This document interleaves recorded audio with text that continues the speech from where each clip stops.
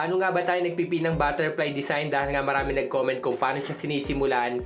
Ang gagawin nyo lang po mga lods dito is gagawa lang kayo ng single pleats. Depende na po sa haba na gusto nyo or yung laki ng pinaka-single pleats yung gagawin nyo. Ang ginawa ko po rito is nasa 6 inches to 7 inches to mga idol. At para makuha nyo lang yung sunod na size, ipo-forward nyo lang siya. Tapos lagyan nyo siya ng pin, tapos ibabalik nyo lang yung pinaka-cloth para makuha nyo naman yung naunang pleats. At ganito na yung itsura ng pleats natin. At sa pagpin naman po ng pinaka-butterfly design natin, dito is hindi natin siya isasagad. Mag-aawang tayo ng 1 inches kaliwa at kanan para medyo nakaloose siya mga idol. Dire-diretso lang uli hanggang dun sa dulo. Ito yung style ng pagpipin natin. Dito is pipin natin siya sa pinaka-top cloth. Yan, yung pinaka-dulo lang mga lods. Tapos ipupush nyo lang siya paloob mga idol.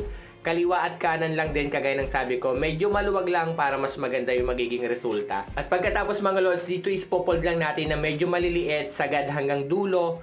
Tapos hawakan nyo lang siya para hindi siya matanggal. Tapos lagyan nyo siya ng pin, tusukin nyo siya pataas, ipopold nyo siya pailalim mga idol. Ganun lang siya kasimple ipin mga lods at dire-diretso na nyo siyang lalagyan ng pin hanggang dulo. Depende na nga lang po sa haba ng tela nyo. Ang tela natin dito na ginamit is nasa kulang-kulang 9 yards mga idol sa 2 meters na table natin mga lods. Bali hanggang dito na nga lang mga lods. Sana nakatulong. Follow for more. Siyempre huwag nyo kalimutang i-share po yung mga videos natin. Hanggang dito na nga lang po. Maraming po salamat.